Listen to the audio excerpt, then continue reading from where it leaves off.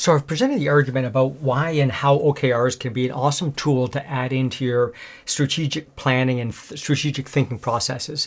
But like with any other tool, if you don't use it correctly, there are problems that can happen. And these are common problems that we see. One is a lack of focus, that your strategy doesn't have clear priorities, and therefore the teams and projects are not aligned to that overall strategy.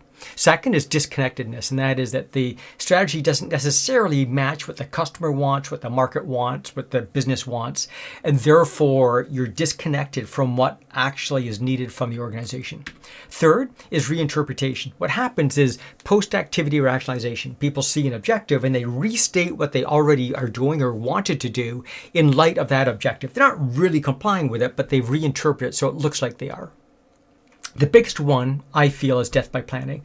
Planning cycles take average of 16 weeks, and we can't forecast what's happening out 16 weeks, let alone have a planning cycle that's that long.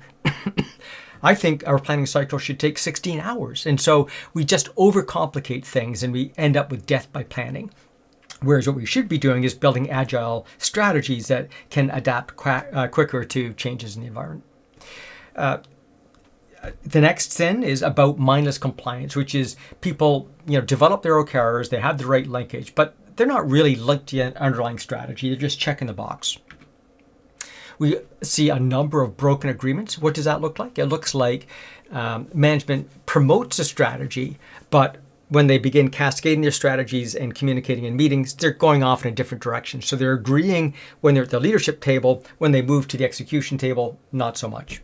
And then finally, that invisible resistance that pops up. And what that really looks like is that the OKRs are disconnected from the actual strategy, and they're not reflecting it for reasons beyond what I've described so far. And what ends up happening is people just become resistant to them and they're not actually following those OKRs. So there's a quick summary, and it's not meant to be a diagnostic tool, but just to remind you to be cognizant of these things as you are both building and managing with your OKRs.